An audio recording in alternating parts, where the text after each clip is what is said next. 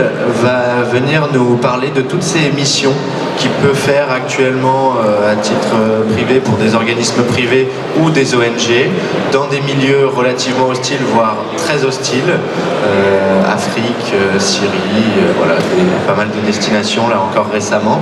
Et donc Joël va nous parler de tout ça pour aborder la thématique de comment secourir et se secourir en zone hostile. Merci Joël d'être avec nous au salon. Le salon te remercie de ta présence et je te laisse la parole. Et à la fin, comme le jeu des petites questions, vous aurez la possibilité de poser des questions à Joël. Merci Joël. Merci. Bonsoir, merci. On va parler pendant 45 minutes environ de se secourir en zone hostile. Donc devant le secourir, il y a un petit se, puisque une des particularités du premier soin, premier secours en zone hostile, c'est de pouvoir se l'auto-administrer. Bon, la présentation, elle a été bien faite, donc je ne vais pas revenir là-dessus. Peut-être excepté pour corriger un petit peu le tir par rapport au contenu de la conférence telle qu'elle va se présenter, on va plutôt parler réellement du concept de premier secours en zone hostile plutôt que par rapport à mes expériences personnelles.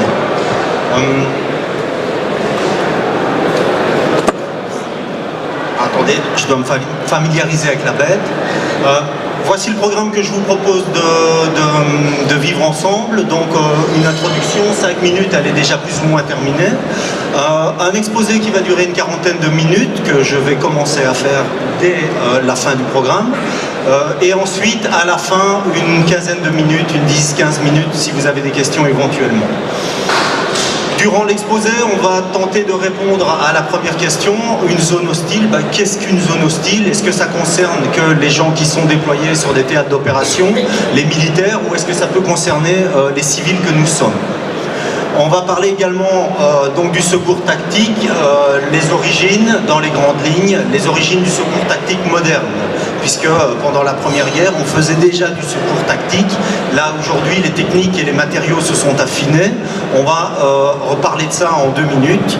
Pour en venir au cœur du sujet, le secours en zone hostile, le premier secours au niveau des personnes non formées médicalement, quelles sont les différences entre la manière dont on intervient dans les zones hostiles par rapport au premier secours que je qualifierais de domestique, à savoir sa cuisine, son club de sport, ce genre d'endroit, les situations de tous les jours.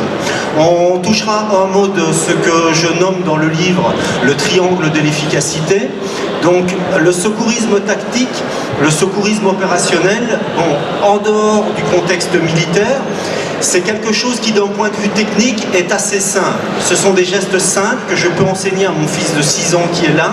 En 2-3 heures, il va maîtriser les gestes qui vont pouvoir secourir en zone hostile. En tout cas, ce qui sera secourable. Donc les décès évitables, les gens qu'on pourra sauver. Les gestes sont assez simples. Par contre, c'est la situation, c'est le contexte qui est très compliqué. Donc on applique des gestes simples dans une situation très compliquée. On parlera donc du triangle de l'efficacité qui permet de gérer justement ces situations compliquées. On fait quoi, où et comment? Ça, c'est certainement la pierre angulaire, la pierre d'achoppement du secourisme tactique, des premiers soins en zone hostile. C'est qu'est-ce qu'on fait à quel moment? Ça va être déterminant.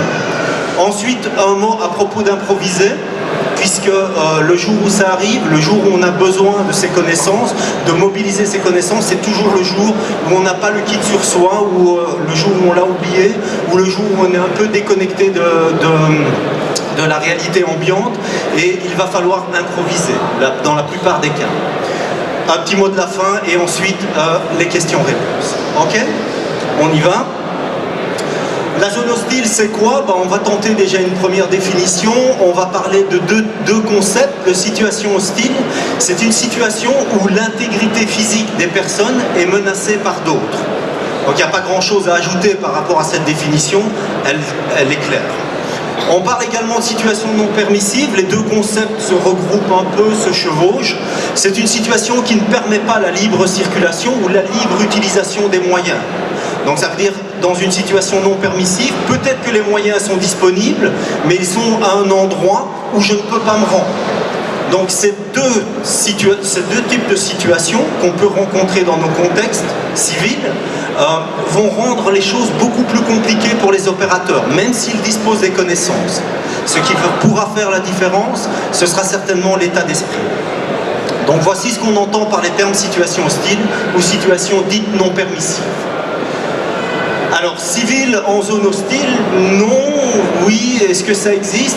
Quand le livre a commencé à voir le début de sa vie sur les réseaux sociaux et sur ce qui aujourd'hui colporte une nouvelle médiatique, les premières questions qui me venaient, ou les premiers commentaires, c'était plutôt ouais, mais le secourisme en zone hostile, c'est quelque chose à destination des militaires, quelque chose à destination à la limite des policiers, mais certainement pas les civils. Malheureusement, l'histoire récente, les actualités et toutes les analyses en cours nous montrent que c'est faux, que la zone hostile, elle concerne également les civils. Les attentats, les explosions, kamikazes, attaques au couteau, les attaques aux voitures béliers, etc., etc. La liste, elle est longue. On ne va même pas refaire un historique complet sur les 10 dernières années. Par contre, les nombres d'attentats dans les pays même industrialisés sont toujours en hausse. Donc oui, les civils sont concernés par la notion de zone hostile.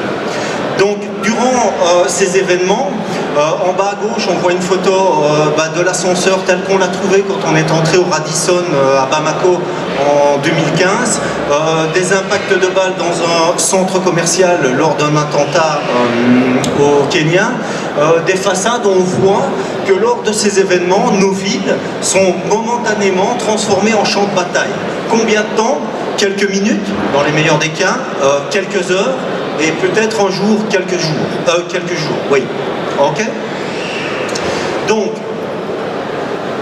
il est clair que durant ces instants, il faudrait avoir cette capacité de basculer dans ce qu'on nomme le mode tactique. Donc, même si ce terme est emprunté aux militaires, le mode tactique va être cette faculté qu'a l'individu de l'espace d'un instant privilégier la sécurité ou la tactique au détriment de ce qu'il faudrait faire médicalement. On va développer ce concept.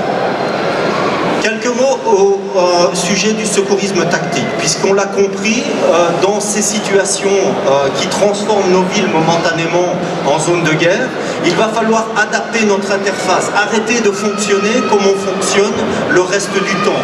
Il va falloir changer de disque et mettre celui comment réagir en zone de guerre, l'espace d'un instant avec les moyens qui sont les miens à cet instant précis. Quelques mots au niveau de l'origine du secourisme tactique tel qu'il est pratiqué aujourd'hui. Dans les années 90, un monsieur qui s'appelle Frank Butler, un capitaine de l'armée américaine, a été chargé par son commandement de développer des nouvelles doctrines de secourisme pour les soldats au front, pour améliorer un taux de survie des blessés qui était au point mort depuis la guerre du Vietnam. Il y a eu un épisode critique dans cette recherche, c'est en 93, beaucoup d'entre vous ont probablement vu le film, La chute du Faucon Noir en français. Donc ce film parle d'un événement réel qui s'est passé à Mogadiscio, où il y a l'écrasement d'un Black Hawk de l'armée américaine, avec s'ensuit un combat retranché qui va durer plusieurs heures et de nombreux morts dans les rangs américains. Ça, c'est un événement charnière dans l'histoire du secourisme tactique moderne, où là, il va y avoir une nette accélération sur les tentatives de rechercher des nouvelles procédures et des nouveaux équipements pour améliorer ce taux de survie des blessés. En 1996 est né officiellement le TCCC, dont le logo est là en bas. Le logo exprime très bien la philosophie de cette doctrine, qui est une doctrine qui veut que les soldats, même blessés, restent des combattants et soient soutenus par leur équipier et pris en charge par leur équipier direct. Le TCCC, Tactical Combat Casualty Care, littéralement les soins d'urgence aux blessés de guerre, va donner naissance à toute une ramification de protocoles, de manières de fonctionner dans le secourisme, dont le TECC qui va naître officiellement en 2011, qui est cette doctrine militaire qui est adaptée au milieu civil et plus particulièrement au milieu police. Ensuite, dès 2010, toutes sortes de doctrines, dont le texte que je rapporte dans mon livre, dont ce qui est pratiqué aujourd'hui dans la plupart des formations qui sont dispensées, sont des contenus dérivés. Tout vient de cette doctrine américaine. Dès 2012, il y a la version finale de la note des soins de santé aux armées ici en France qui va également extraire certainement le meilleur de cette doctrine pour l'adapter à la réalité de l'armée française et en faire le standard de prise en charge des blessés en zone de guerre pour l'armée française. C'est en gros l'histoire du secourisme tactique moderne. Alors les buts et les objectifs des premiers soins en zone hostile, les buts sont au nombre de 3. Le premier, c'est de se traiter soi-même. Le deuxième, de pouvoir traiter autrui, ce qui pour de premiers soins coule de source. Le troisième, c'est d'utiliser un IFAC. Un IFAC ou kit de premiers soins, Individual First Aid Kit, qui peut être petit comme ceci, qui peut être un peu plus gros, qui peut être contenu dans un sac, dans un EDC, peu importe, mais utiliser soi-même un kit de premiers soins. Les objectifs de ces premiers soins en zone hostile sont 1, évidemment, et ça coule de source, traiter les blessés. En 2, éviter le suraccident, comme dans la plupart des doctrines de premiers soins. Et en 3, poursuivre ou son sauvetage, si on est un civil pris dans une situation dégradée, dans une situation hostile, ou sa mission, si on est quelqu'un avec une mission, force de l'ordre, pompier, etc., etc. Les 3 thématiques qui sont surlignées en rouge sont les différences principales finalement entre du secourisme en milieu domestique et du secourisme en zone hostile. Un des grands points différents, c'est se traiter. Okay, se traiter soi-même, c'est une grande différence avec les premiers soins domestiques. Poursuivre son sauvetage, si je suis dans une zone hostile, malgré que je suis blessé, ne pas attendre spécialement qu'on vienne me prendre en charge les secours professionnels, poursuivre mon propre sauvetage, c'est une grande différence avec le secourisme en zone domestique, où là, on va plutôt ne pas bouger le blessé, excepté circonstances exceptionnelles, et attendre que les secours professionnels nous prennent en charge. Donc on poursuit avec ces différences entre les premiers soins en zone hostile et les zones domestiques.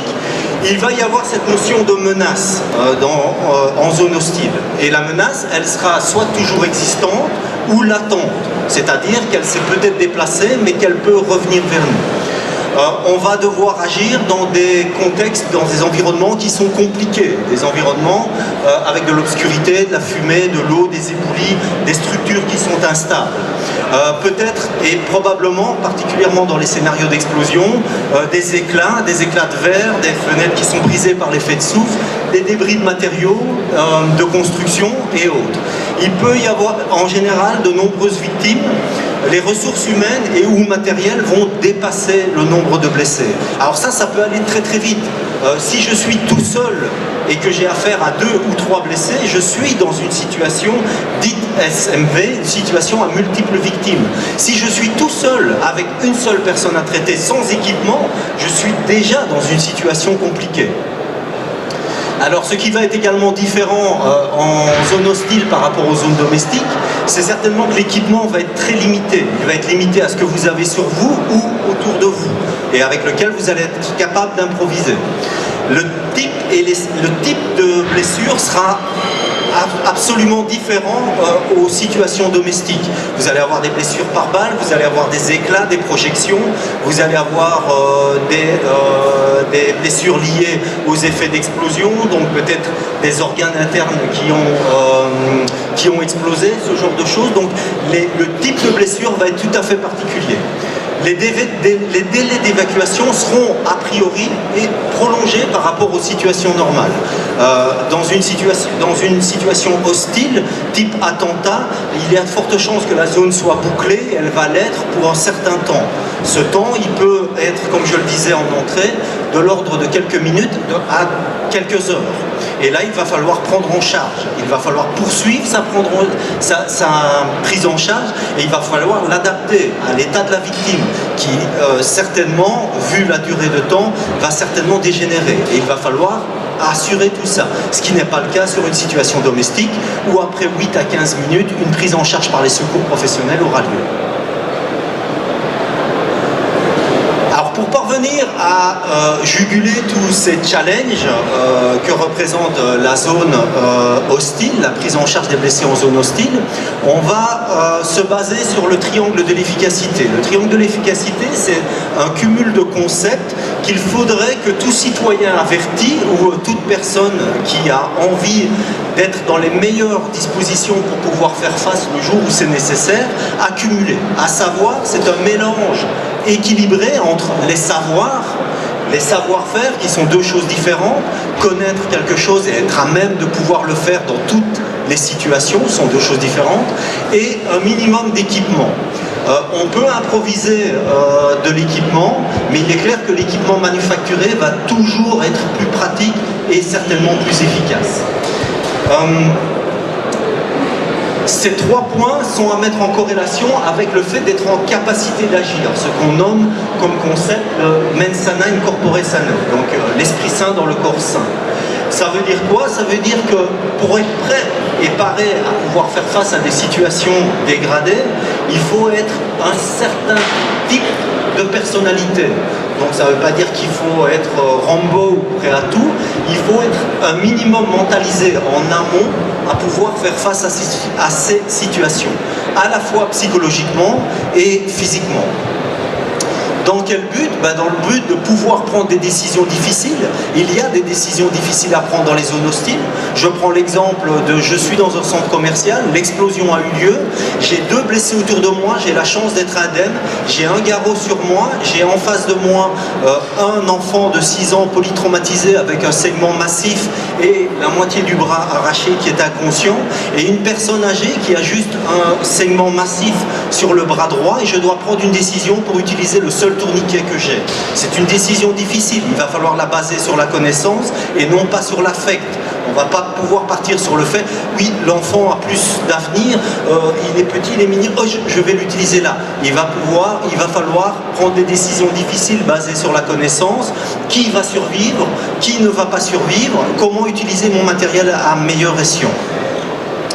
Dans le but d'avoir également du leadership dans ces situations qui sont par définition chaotiques, il va falloir que quelqu'un prenne le lead, il va falloir que quelqu'un ait l'assise pour justement faire passer ses décisions, remettre du calme, organiser le chaos le plus rapidement possible. La maîtrise de soi, la maîtrise, elle va être importante, ne pas sombrer soit dans la panique, soit dans les émotions excessives par rapport à l'exemple que j'ai donné tout à l'heure. Imaginons, et là je prends le cas d'étrangers, mais imaginons que ce soit les nôtres, qui soit notre famille, qui soit à côté de nous dans ce centre commercial, ou dans cette salle de concert, ou sur cette esplanade un jour de 14 juillet. Il va falloir se maîtriser par rapport à ce qui nous arrive pour rester efficace, le triangle de l'efficacité. La condition physique, elle est absolument indispensable, et dans nos sociétés modernes où tout est confortable, tout est rapide, tout est cool, on a tendance à l'oublier. Un citoyen averti devrait certainement être capable de ceci à plus ou moins tout âge, dès 16 ans jusqu'à le plus tard possible, avoir ça en leitmotiv. Donc être capable de courir 1 km avec un enfant de 15 kg dans les bras devrait constituer un standard minimum en termes de course à pied. Pouvoir nager 500 mètres semble minimum, ça permettrait de nager 100 mètres contre le courant dans un fleuve, je ne parle pas d'océan, juste tomber à l'eau en franchissant une explosion sur un pont, même ici à Paris, être capable de rejoindre la berge en étant tout habillé, en ayant bu de bière, ça nécessite un peu de conditions physiques. Donc 500 mètres à la nage devrait être un challenge à tenir. Et pouvoir franchir un mur de 1,5 m sans une aide extérieure devrait constituer 3 critères minimum à garder en tête pour tout citoyen averti. Donc ça permettrait de rester en capacité d'agir et de garder toute la clairvoyance nécessaire sur ce genre de situation. Alors, Si je reprends, je vais parcourir les trois concepts du triangle de l'efficacité. Au niveau de l'équipement, à un niveau de soins de base pour pouvoir faire face à ces premières minutes, à peut-être cette première heure, c'est assez simple ce qu'il faut. Un IFAC, un petit kit comme celui-ci, à votre ceinture, dans l'EDC, dans le sac, si le sac est toujours sur vous, ou qu'il soit rangé dans ce genre d'équipement, qui est une chevillère, où dedans il y a tout ce qu'il faut pour faire face au décès évitable, qui peut être en port discret à une cheville. Avoir et s'imposer la discipline de pouvoir déjà faire l'effort financier. Un bon kit, c'est entre 40 et 70 €. Et surtout, après, le kit en tant que tel, il ne sert à rien. Le kit chez vous, le kit dans le coffre de la voiture, ça sert à rien. C'est d'avoir cette discipline de l'emmener tout le temps avec soi. Ou, spécialement dans ce genre d'endroit. Ce genre d'endroit est un endroit parfait pour qu'il arrive quelque chose de l'ordre de la situation, du contexte dégradé. Il est où? Il est avec vous. Pour vous, pour vos proches, pour les autres. Donc ça, c'est pour le point équipement. Au niveau des savoirs, des savoir-faire, eh bien, il faudrait avoir une idée plus ou moins approfondie du concept courir, se cacher, se battre, qui sont les trois stratégies à appliquer. Les trois stratégies appliquées lors d'une situation dégradée, type attentat, type tireur fou, tireur actif, voiture bélier, etc. Avoir ces trois concepts, avoir ces trois stratégies en tête. La première, courir. Courir, si on peut courir, on court. C'est certainement une bonne stratégie. Si on ne peut pas courir, se cacher. C'est également une stratégie valable. Si on ne peut ni l'un ni l'autre, se battre, faire face à l'agresseur avec ce qu'il est possible de trouver autour de nous pour nous aider. Mais dans tous les cas, on ne fera jamais l'impasse sur secourir. Ces trois, on voit que les flèches vers la situation hostile sont à double sens. Pourquoi? Parce que c'est pas j'applique une stratégie et puis cette stratégie, je vais pouvoir la tenir jusqu'à la fin de l'événement. Ça va osciller. Peut-être qu'on va courir et puis courir ne sera plus possible parce que le tireur aura contourné et reviendra vers nous et que là il faudra se cacher. Et puis peut-être qu'à un moment il va nous trouver et que là il faudra se battre. Donc ces stratégies, elles sont dynamiques jusqu'à la fin de la situation hostile. Mais ce qui est clair, et je le répète, à la fin, on ne fera pas l'économie de secourir. Soit se secourir, soit secourir les autres, et tout du moins être capable d'évaluer s'il est nécessaire de secourir. Donc ce point-là, on n'y échappera pas. D'où la nécessité de s'informer, de se former sur ce sujet. Donc le secourisme en zone tactique, ce sera en permanence un équilibre entre ce qui est médicalement souhaitable de faire pour les blessés et ce qui est sécuritairement faisable et imposé par la réalité de l'événement. Donc en permanence, on sera entre ces deux pôles.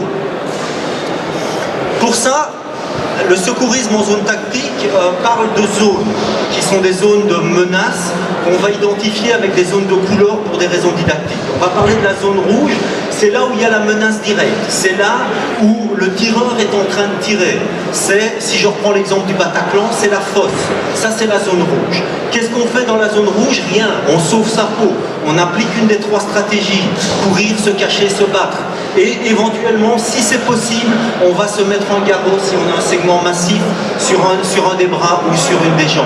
Pourquoi? Parce que ce type de segment va nous rendre inconscients en 2 ou 3, 4 minutes pour les plus solides d'entre nous et va nous faire décéder dans les 5 à 10 minutes pour les plus solides d'entre nous, en fonction de l'intensité de l'hémorragie.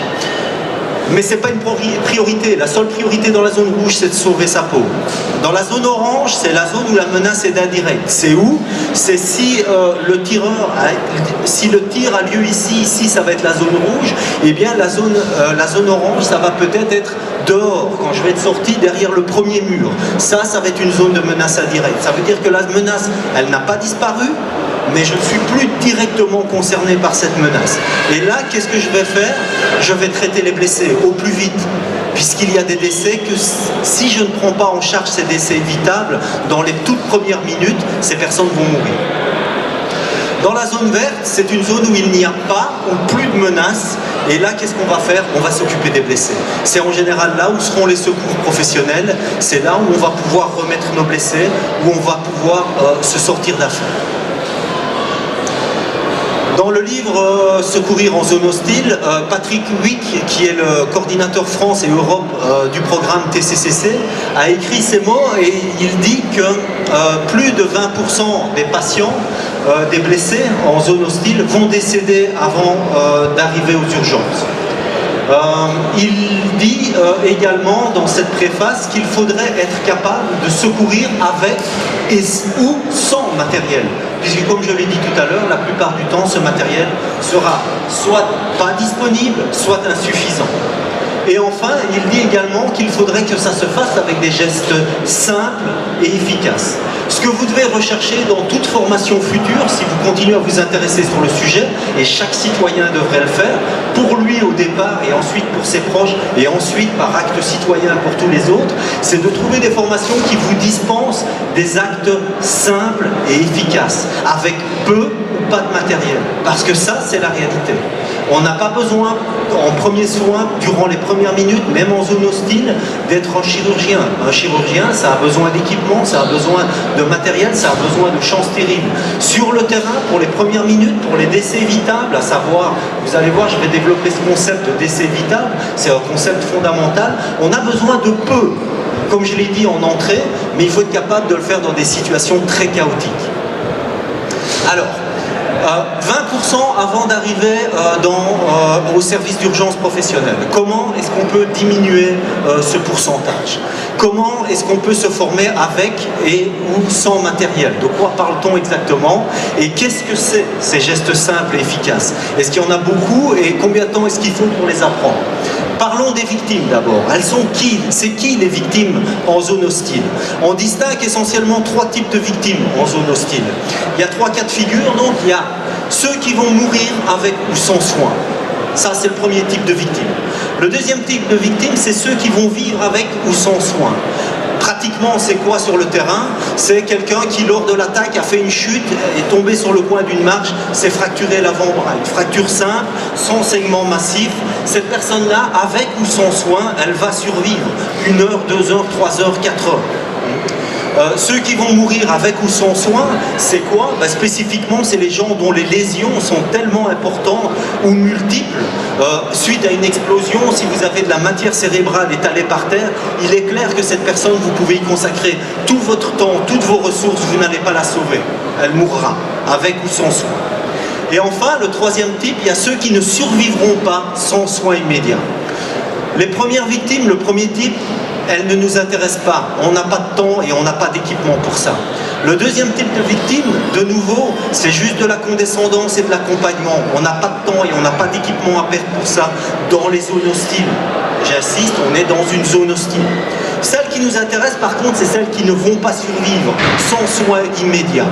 C'est de celles-là dont on va s'occuper en priorité et auxquelles on va consacrer nos ressources. Alors, il faut être pragmatique sur ces premiers soins. Ça ne sert à rien de partir dans tous les sens, ça ne sert à rien de vouloir traiter les moindres bobos.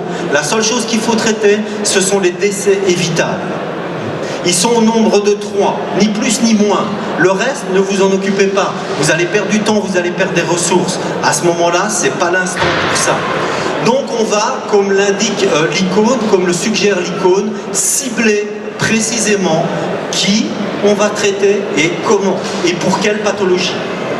Donc les décès évitables, ils sont au nombre de 3. Il y en a un troisième qu'on ne voit pas apparaître, là, je ne sais pas pourquoi, mais peu importe.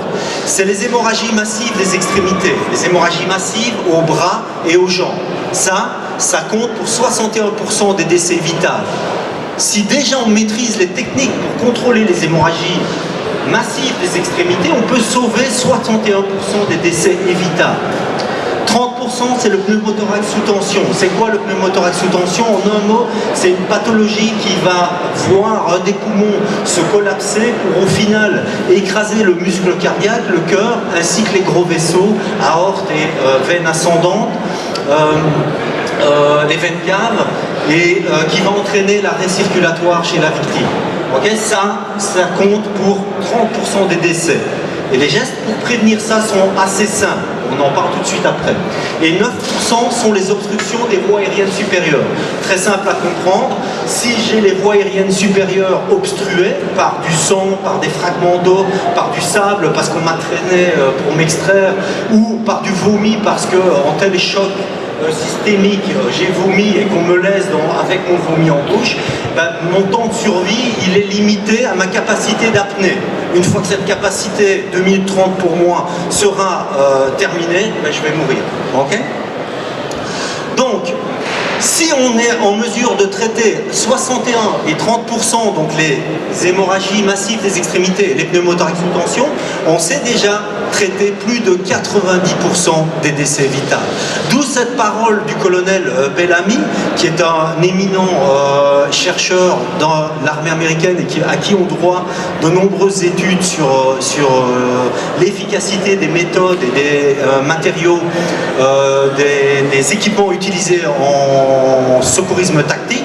Si pendant les prochains conflits on ne peut faire que deux choses, mettre un garrot et prévenir un pneumothorax, on sera capable de prévenir, de sauver entre 70 en français, 70 et 90% de tous les décès vitaux.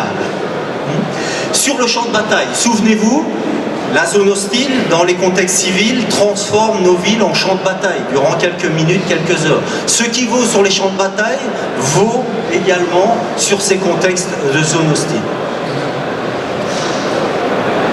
On parle de gestes simples et efficaces. Alors, quels sont ces gestes simples et efficaces? On parle de quoi? Eh bien, on a dit il y a 3 types de décès vitaux. Prenons le premier décès vital, hémorragie massive des extrémités. Qu'est-ce qu'une hémorragie massive des extrémités? Ben, c'est le syndrome waouh. Ça veut dire s'il y a beaucoup de sang au point de faire waouh, c'est une hémorragie massive. Si vous regardez votre victime et que vous vous demandez est-ce que c'est massif ou pas, probablement que ça n'en est pas une. Une massive, on ne sait pas la rater. Le sang est en continu, il y a beaucoup de sang par terre. Ce qu'on voit là à l'écran, c'est une hémorragie massive. Donc là, les hémorragies massives, désolé pour l'iconographie, elle n'apparaît pas, les couleurs n'apparaissent pas d'importance. Les hémorragies massives, elles comptent pour 61% des décès évitables. Comment est-ce qu'on traite ça? Simple, par la doctrine américaine qui est en train de se disperser dans le monde entier. Stop the bleed, stopper le segment, compression directe des segments. Alors, pour faire ça, il y a 2 actions immédiates qu'on peut faire. La première, c'est la compression directe, comme on voit le personnage là-bas, qui fait une hémorragie massive ici au niveau de la nuque. On peut faire une compression directe et qu'on va amplifier par une pression avec son bras. On peut se mettre sur le sol pour amplifier, s'appuyer contre un mur. Donc une technique de compression directe. La compression directe reste le meilleur moyen de stopper une hémorragie massive si on n'a rien ou peu d'équipement. Une autre technique peut, pour freiner, j'ai pas dit pour stopper, mais pour freiner chaque coup de compte. Le sang, c'est de l'oxygène. L'oxygène, c'est du cerveau c'est de la vie. Donc on va essayer de stopper toute goutte. C'est de faire une compression dans l'aine, ensuite abaisser, donc là je parle pour une hémorragie massive sur un bras, et ensuite se laisser glisser sur le côté qu'on comprime. Ça va considérablement, voire arrêter momentanément l'hémorragie massive. On peut avoir des techniques de pli inguinal avec ce qu'on a sous la main. Cette technique stoppe complètement le flux artériel, elle est prouvée par test Doppler, elle va complètement stopper le flux artériel de l'artère fémorale dans la cuisse. Donc avec une simple bouteille. Avec un magazine roulé, vous pouvez stopper complètement le flux sanguin dans une cuisse.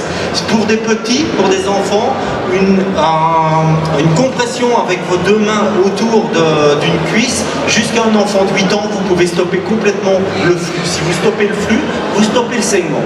Le problème de cette technique, c'est que vous n'allez pas pouvoir rester comme ça toujours. Il y a un moment, il va falloir faire quelque chose. Mais en première intention, le temps de hurler sur quelqu'un, ouvre mon kit, sort le tourniquet, ou fait un tourniquet improvisé, ce genre de choses, ces techniques stoppent le flux sanguin. Ensuite, des techniques, 2 actions prolongées. La première, c'est l'utilisation d'un garrot pour les endroits où le garrot peut contrôler le segment, jambes, bras. ou une gaze tissée pour faire une compression en profondeur, ce qu'on appelle le wound packing, ou une technique de méchage pour les endroits où le tourniquet ne sait pas intervenir, ne peut pas être efficace. C'est où? Classiquement, c'est ici dans l'aine, où on a des tuyaux importants qui passent et qu'il va falloir contrôler par compression. Ici, dans l'axillaire, donc dans les aisselles, et également ici où passe la carotide et jugulaire. Il faut pouvoir être à même d'utiliser des techniques qui sont des techniques avec du produit manufacturé, donc ce que vous avez dans votre kit, mais également avec des techniques improvisées. Ça va être important puisque, on l'a dit, le matériel sera soit absent, soit insuffisant. Même chose pour les compressions, les wound packing, le méchage, pouvoir utiliser des gauzes tissées ou pouvoir soi-même, comme ici sur la photo avec un t-shirt découpé, concevoir soi-même une gauze tissée. Décès évitable numéro 2, on en a parlé, c'est le pneumothorax. Alors le pneumothorax, il est dû à quoi lors des plaies pénétrantes? Essentiellement à ce qu'on appelle des plaies soufflantes, peu importe le terme, parlons de quelque chose de simple, un trou sur la cage thoracique, devant, sur le côté ou derrière. Tous ces trous, il faut les boucher. Donc le geste, il est simple. Pour prévenir ces 30% de décès évitables, il faut boucher. Avec quoi? Avec votre main, dans un premier temps. Ou la main du blessé, s'il est capable de le faire. Ça vous libère et pour faire autre chose. Ensuite, quoi? Se faire relayer par un pansement occlusif. De préférence, un pansement occlusif dit ventilé. Si on n'a pas un non ventilé, si on n'a pas un que vous improvisez vous-même. Donc il y a une action immédiate pour prévenir le pneumothorax, 30% des décès évitables, boucher les trous de la cage thoracique.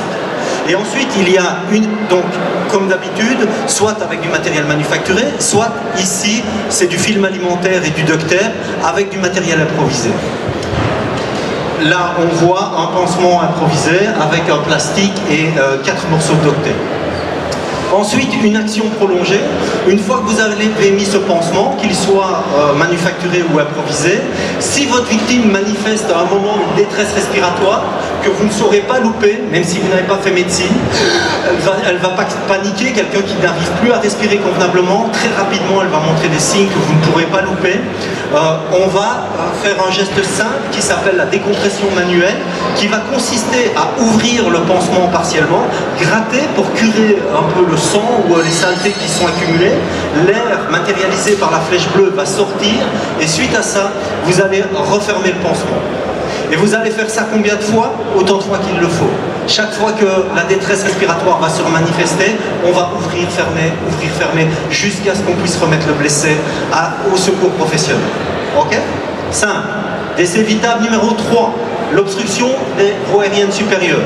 Je l'ai dit, 2 cas de figure, c'est une simulation, c'est un grimage, donc pas de OA et de grandes effusions, c'est juste du maquillage.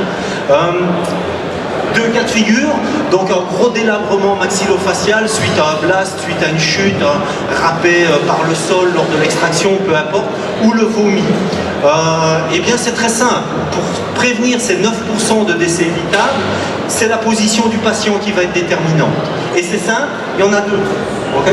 Il y en a une qui est la position qu'on voit là en haut, qui est une position où vous asseyez votre victime, la tête penchée en avant. Là, s'il y a un délabrement important, le sang va couler, les morceaux de dents, de débris osseux, de chair vont pouvoir couler par terre par gravité et donc ne pas obstruer les voies aériennes supérieures. Si la victime est inconsciente, on va utiliser la position latérale de sécurité qui est là à droite. Et de quoi on doit retenir pour la position latérale de sécurité? Très simple, on met la victime sur le côté, on bascule sa tête en arrière pour dégager les voies aériennes supérieures, simple, okay? Pas besoin de technique particulière, on est dans une situation, une zone hostile. 95% des blessés de plaies pénétrantes restent conscients. Donc ça c'est aussi un mythe qu'on va automatiquement devoir traiter des victimes qui sont inconscientes si on leur a tiré dessus. Faux, 95% d'entre elles resteront conscientes. 2 positions. Fin de chantier, on a vu tous les gestes qui sont nécessaires pour prévenir les 3 décès évitables. Ils sont simples, techniquement ils sont très simples. Par contre, pouvoir les prioriser, pouvoir choisir à qui on octroie le matériel, pouvoir le faire sous stress, pouvoir le faire dans le noir, pouvoir le faire sous la pluie, nécessite un état d'esprit et d'être le plus possible dans le triangle de l'efficacité. Si on a un peu de temps, il reste un extra important, c'est deux actions prolongées. La première, c'est isoler votre victime et la deuxième, la couvrir. Dans l'ordre d'importance, isoler. Pourquoi? Parce qu'un blessé qui a froid, c'est un blessé qui coagule mal. Et un blessé qui a très froid, c'est un blessé qui ne coagule plus. Et ça, c'est ce qu'on ne veut pas avec des blessés qui saignent. On veut qu'ils puissent coaguler. Donc, on va empêcher leur température corporelle de descendre. Comment? En les isolant du sol, on perd beaucoup plus de degrés par convection que par évaporation. Et en deux, en les couvrant. Alors pour couvrir et isoler, l'outil magique, c'est la couverture de survie à 3 €, okay, à avoir dans le kit sur soi. Et il faut la mettre d'une certaine manière qui va faire qu'elle va être efficace. Couvrir la tête, puisqu'on perd 30% de notre chaleur corporelle par la tête. Il faut la mettre le plus près possible sur la peau, comme on le voit ici. Et ensuite, il faut isoler votre victime avec un carton, avec un cartable, un vêtement, n'importe quoi. L'isoler du sol. Et idéalement la placer dans un coin. Pourquoi? Si elle perd conscience, elle ne va pas basculer par terre et se blesser. Il y a plus de chances qu'elle reste retenue par un des deux murs. Avec ou sans matériel, je parle un mot, 20 secondes des attentats de Boston. Donc 2013, les États-Unis, 3 morts, 264 blessés, 97 garrots improvisés par le public lors de cet événement. Les garrots étaient quasiment tous inappropriés et ils ont été remplacés car inefficaces, c'était des mauvais garrots improvisés, soit retirés car inutiles. C'est quoi le cas typique du garrot inutile? Eh bien, ça n'était pas une hémorragie massive. Le garrot est pour l'hémorragie massive, pas pour le saignement secondaire. Pour le saignement secondaire, c'est du premier soin classique, compression et pansement compressif. Ouais. Alors, qu'est-ce que ça démontre? Ça démontre que Boston, c'était une improvisation improvisée. Alors, pourquoi ça n'a pas marché? Eh bien, parce qu'improviser, ça ne signifie pas qu'il ne faut pas savoir, on ne sait pas, et on agit en inventant une pseudo-action salvatrice. C'est pas ça, improviser.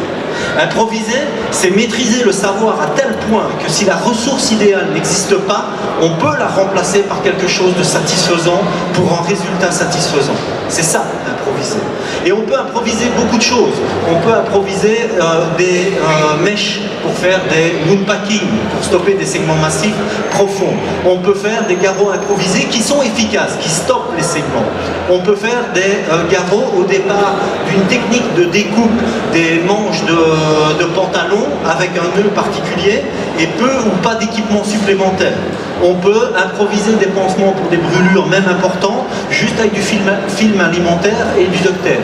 On peut improviser des pansements occlusifs pectoraux avec du plastique et du tape. On peut improviser un pansement compressif avec un paquet de mouchoirs plié en deux et du film alimentaire.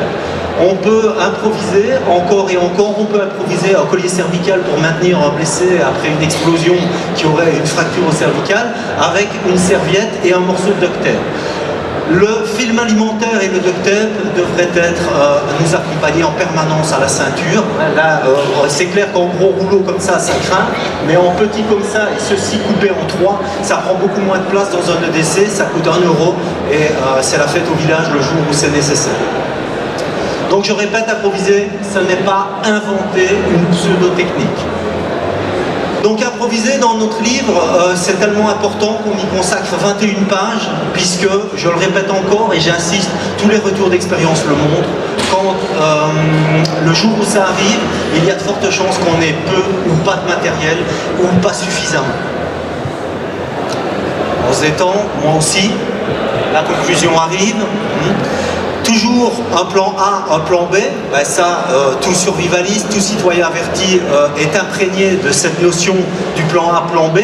Avoir un plan A au niveau de l'équipement, donc pouvoir utiliser, disposer d'équipements sur soin, de l'équipement manufacturé, de l'équipement qui a fait ses preuves, mais pouvoir en improviser avec 3 fois rien également.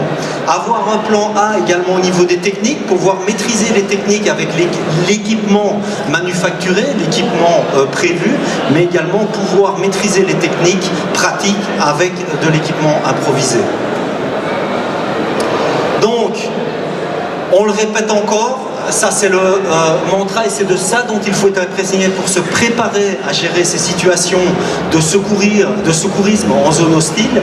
C'est que si on est capable, en tant que citoyen averti, de ne réaliser que deux choses, à savoir correctement mettre un garrot sur un membre ou prévenir un pneumothorax, à savoir comment prendre en charge les plaies ouvertes sur le thorax, on va pouvoir prévenir entre 70 et 90% des décès évitables lors de ces situations hostiles avec les plaies pénétrantes.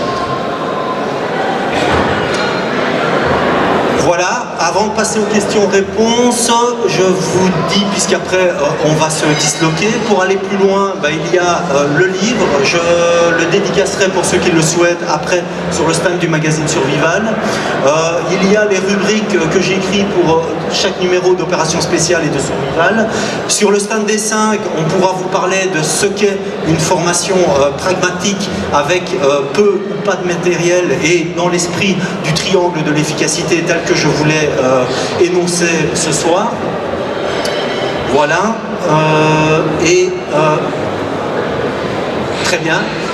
On peut passer questions-réponses. On a un peu de temps? Oui, on a un petit peu de temps. Ok, voilà.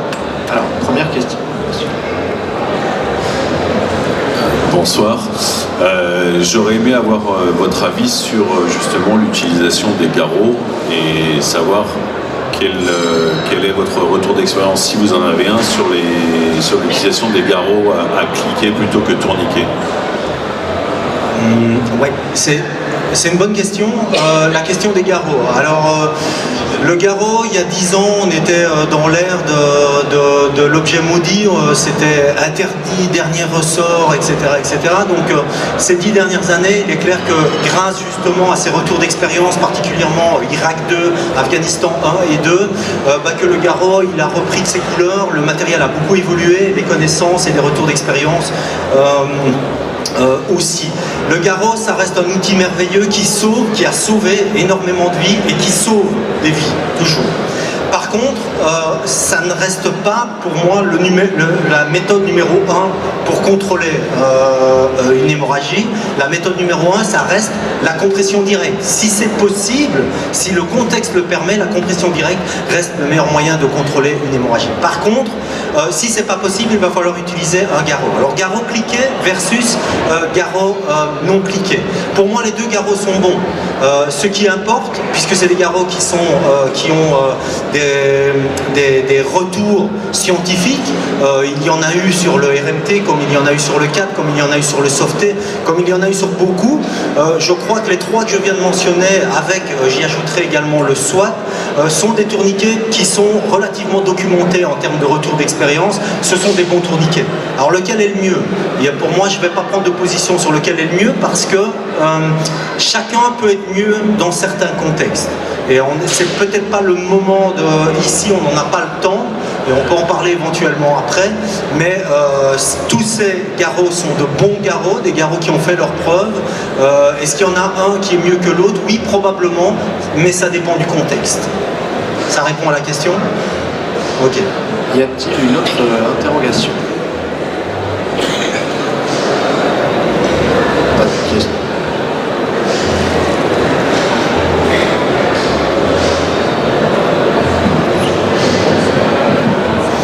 Bonsoir, j'avais un petit truc à dire et puis une petite question dans votre document qui était très très intéressant d'ailleurs, merci.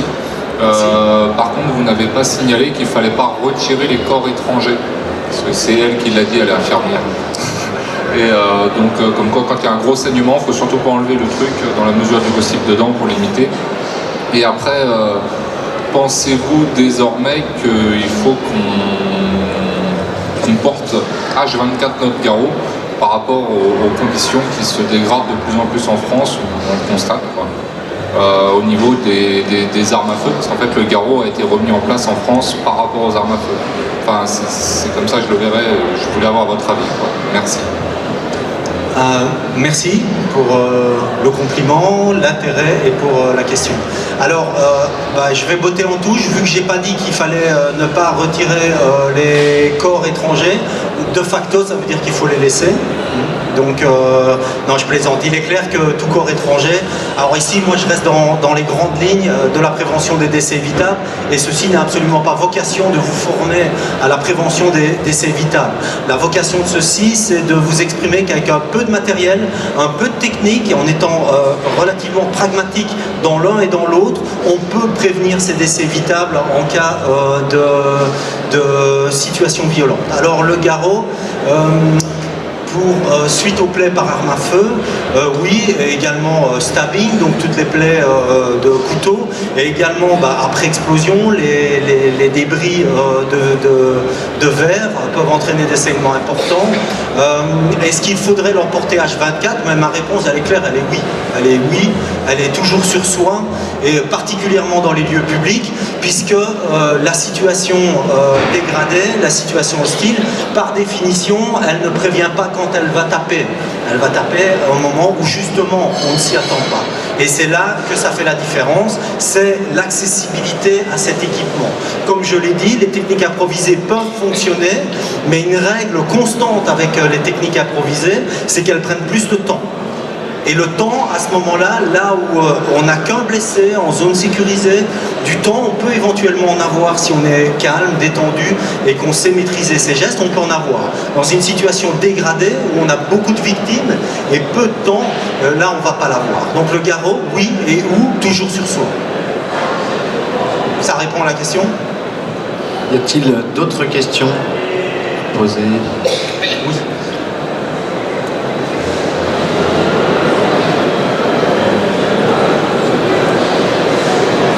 Bonsoir, encore des félicitations.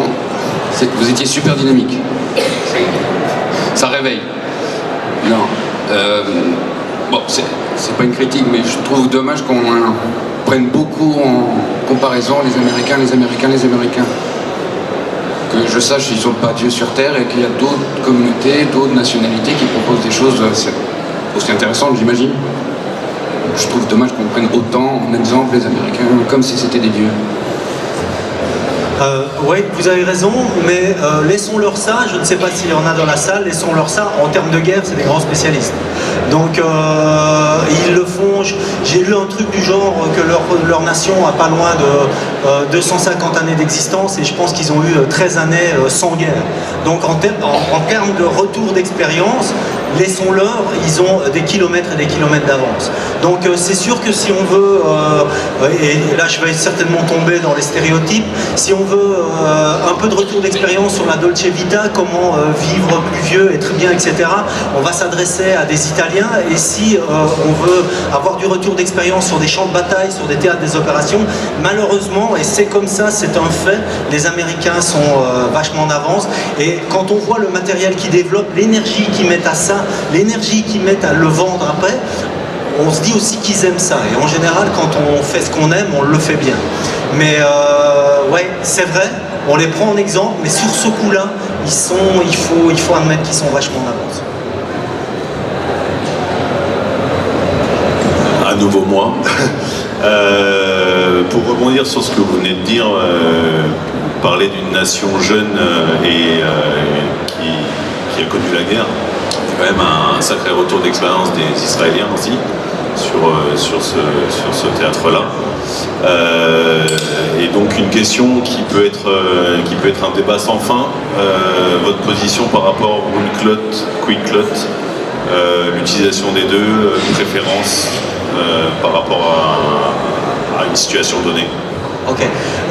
Donc, wound clot, quick clot, pour ceux qui ne savent pas, c'est une gaze tissée qui sert à stopper les hémorragies et qui est une gaze qui est imprégnée, on va prendre ce terme-là, imprégnée, elles ne le sont pas toutes, les techniques sont différentes, d'un agent hémostatique. Un agent hémostatique, c'est quoi? C'est un agent qui va favoriser la cascade plaquettaire, qui va permettre une coagulation plus rapide au point de saignement. Alors, de nouveau, comme pour tout le reste, il y a plein de marques, plein de modèles, tout le monde fait le sien. Il y en a des bons, il y en a des moins bons. Pour ça, il faut s'intéresser aux études médicales. Donc la différence entre le Quiklot et le Celox, moi je parlerais plutôt en termes de composants. Il y a deux composants principaux qui rentrent dans la conception de ces gauzes. Un, c'est le chitosan et l'autre, c'est le kaolin. Le kaolin, c'est une argile blanche, c'est celle qu'on trouve dans le Quiklot. L'autre, c'est le chitosan, c'est une matière de synthèse qui est produite au départ des exosquelettes de crustacés. Ces deux matières favorisent la coagulation chez le patient saignant fortement. Alors, est-ce qu'il y en a un des deux que je préfère? Moi, je préfère le chitosan. Pourquoi? Donc, même si ça vient des crustacés, toutes les études ont démontré qu'il n'y a eu aucun cas d'allergie, même chez les patients qui sont éventuellement allergiques aux crustacés. La raison principale pour laquelle je préfère le chitosan, il y en a deux. La première, c'est que contrairement au kaolin, le corps parvient à le dissoudre, tandis que le kaolin reste dans l'organisme pour toujours, une fois qu'il y est entré. Et le deuxième, le chitosan, va agir sur la coagulation indépendamment de la température corporelle du blessé, ce qui n'est pas le cas du kaolin. Le kaolin, une fois que le patient a perdu quelques degrés, ça ne fonctionne plus. Alors, mais pour revenir sur ces gauzes hémostatiques, je les trouve très pratiques. Pour moi, elles ont deux inconvénients principaux. Le premier, c'est qu'elles sont très chères. Le deuxième, c'est qu'elles ont un usage unique. Elles ne servent qu'à une chose, c'est stopper des hémorragies massives. Et elles ont une date de péremption très courte, ce qui est embêtant dans des kits, surtout pour quelque chose qui coûte très cher. Il faut redire encore une fois qu'on stoppe aussi bien un saignement avec une gauze, avec une gaze non imprégnée d'hémostatique. La seule différence, c'est que ça va prendre plus de temps. Une gaze imprégnée va prendre entre 2 et 5 minutes en fonction de l'individu et du lieu de saignement. Une gaze non imprégnée va prendre de 5 à 10 minutes. Si on a du temps, si on n'a qu'un blessé et qu'on a le temps, traitons avec une gaze tissée. De plus, on n'a pas de recul encore aujourd'hui avec les effets à long terme de ces coagulants. On n'a pas d'effet, on n'a pas de retour. Et là, j'ai lu quelques études qui font vraiment flipper par rapport au kaolin chez les anciens combattants US de Afghanistan 1 et la forte augmentation de d'AVC chez des patients, chez une population d'âge qui ne devrait pas avoir autant d'AVC. Donc on va reparler de tout ça dans les 20 à 30 années. Donc si vous pouvez faire l'impasse sur l'hémostatique, ne pas l'utiliser. Mais par contre, elle sauve des vies dans certains contextes. Si les balles sifflent, si on a peu de temps, si on a trop blessé, tout le monde saigne fort, il faut prendre des décisions. Là, l'hémostatique, elle va sauver des vies. Elle en a sauvé et elle en sauvera encore. Je pense que la réponse était complète. On essaye. Et je ne suis pas sûr qu'on trouve quelqu'un de plus expert pour répondre à la question. Merci pour la Merci. Une dernière question, monsieur. Oui. Bonsoir. Tout Bonsoir. d'abord, merci beaucoup pour la qualité de votre présentation. Merci. D'autre part, je souhaiterais savoir, pour un citoyen français, au-delà de la formation dispensée par la Croix-Rouge, s'il y a des formations spécifiques qui, une fois acquises, permettent ensuite d'intervenir sur des théâtres d'opération, qu'il s'agit à la suite de conflits ou de catastrophes naturelles. Si je comprends bien votre question, c'est est-ce qu'il y a un moyen de rejoindre des zones pour exercer ce métier? Oui, il y a moyen, mais par contre, je suis désolé, mais le marché est quasiment verrouillé par les anglo-saxons, donc tout le marché de la sous-traitance médicale, puisque de plus en plus d'organisations internationales comme les Nations Unies et bien d'autres, et de plus en plus d'armées sous-traitent les soins de santé. L'armée française résiste encore jusqu'à aujourd'hui, mais de plus en plus dans l'armée anglaise, on peut voir que les soins de santé sont sous-traités. Pourquoi? Ça coûte horriblement cher d'avoir des médecins, des infirmiers, et de les former, puis d'assurer leur pension, etc., etc. Donc de plus en plus, les armées sous-traitent à des sociétés privées. Ces sociétés privées sont essentiellement anglo-saxonnes, donc on peut travailler sur des théâtres d'opération, je le fais, mais pour des compagnies en général anglaises, et donc j'ai passé les certifications, j'ai repris des études via une université australienne pour être dans le giron du Commonwealth et avoir des qualifications, et si on vient en francophone, de toute façon, avec des documents France, c'est toujours non avec les anglo-saxons. Donc c'est possible, mais c'est un engagement. Mais c'est possible. Alors, y a-t-il une dernière question? Oui, monsieur. Ensuite, Joël, je vois que tu as laissé ton mail, donc toute personne peut te contacter directement sur ce mail. Bien sûr, n'hésitez pas. Et rendez-vous sur le stand des 5 si vous voulez des informations sur de l'équipement, sur des kits très compacts qu'on peut porter, sur des formations qui sont orientées pragmatisme, utilisation du matériel minimum, l'improvisation. C'est important, ce type de formation est important et je pense qu'à l'avenir, elles vont se développer de plus en plus. On a vraiment, jusqu'à présent, pris des formations militaires qu'on a un peu adaptées et on vend ça au civil, mais elles ne sont pas réellement adaptées, je trouve, de mon point de vue, à ce qui se passe quand on a du retour d'expérience dans la réalité, où les gens ont bu 2 bières, le kit il est dans la bagnole et il va falloir faire avec ce qu'il y a et se préparer au niveau de l'état d'esprit, faire beaucoup avec peu et évidemment le bouquin qui est une bonne source. Là je suis obligé, je dois faire un peu ma pub, l'éditeur il est là, il m'entend, donc je suis obligé, il m'a dit. J'écoute la question. Bonjour, j'avais juste une question à vous poser, juste là. Par rapport au pansement occlusif, est-ce que vous avez une préférence ou en termes de matériel ou pas? Alors, ma préférence, elle va à ce que les recommandations internationales préconisent, à savoir le pansement occlusif ventilé. Le problème du pansement occlusif ventilé, de nouveau, c'est que c'est un pansement qui est relativement cher et qui supporte assez peu d'être compacté très longtemps dans un kit comme celui-ci, qui est par exemple un kit qui pourrait être protégé, prendre peu de place et sous vide. Une fois que vous comprimez un pansement occlusif, avec la chaleur corporelle, ce qui se passe assez souvent, c'est que la colle fond et le jour où vous devez l'utiliser, c'est juste un cauchemar. Donc, est-ce que j'ai une préférence? Oui, j'en ai une. Elle va pour des pansements qui sont plus ou moins bon marché, assez bon marché et qui supportent d'être pliés et qui supportent d'être empaquetés très longtemps sans qu'on ait à s'en soucier le jour où on a besoin. Et pour ça, le Foxil de Celox est un très bon pansement. Je n'ai pas de parti pris avec eux, c'est juste que j'en ai utilisé beaucoup en Afrique et que c'est un pansement qui tient, il tient la chaleur, il tient la poussière et surtout qui autorise les décompressions manuelles comme je l'ai montré plusieurs fois. Il recolle après. Il y en a d'autres. C'est juste celui-là, j'en ai l'habitude. Voilà pourquoi je le préconise. Je sais qu'il fonctionne. Oui. Avec le laser. Oui, le laser peut évoquer à certains... Ok, s'il y a des aveugles, mon assurance fonctionnera après.